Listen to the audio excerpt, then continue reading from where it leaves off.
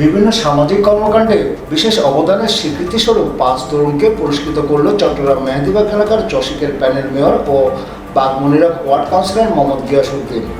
ইসমাইল হোসেনের রিপোর্টে জানা যায়, গেল মঙ্গলবার রাতে নগরীর মেহেদীবাগে 5 তরুণদের হাতে পুরস্কার তুলে দেন বাগমুনিরা ward councillor Mohammad Giasuddin. Ward Awami লীগের সহসভাপতি হাবিব আখির সভাপতিত্বে এই সময় আরও উপস্থিত ছিলেন ওয়ার্ড আওয়ামী লীগের সভাপতি আব্দুল আজিম, সাধারণ সম্পাদক সাইফুল আলম বাবু সহ যুবলীগ, ছাত্রলীগ ও স্বেচ্ছাসেবক লীগের নেতৃবৃন্দরা।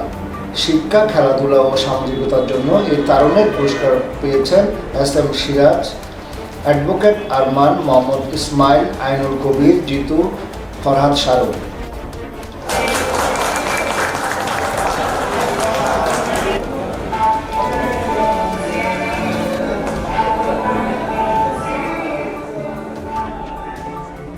সবাই তো করছে ভালো কাজ, সবাই যে যার জায়গা থেকে করছে। তবে আমি এটা করার কারণ একটাই, সেটা হলো তরুণরা যেন কাজকে অবহেলা না করে। প্রধানমন্ত্রী জননেত্রী শেখ হাসিনা বলছে আগামী বাংলাদেশ হবে যে তরুণ প্রজন্মের বাংলাদেশ, একটি সুন্দর রাষ্ট্র, এবং শেখ হাসিনা যেটি স্মার্ট বাংলা, তাদের হাত ধরে আসবে।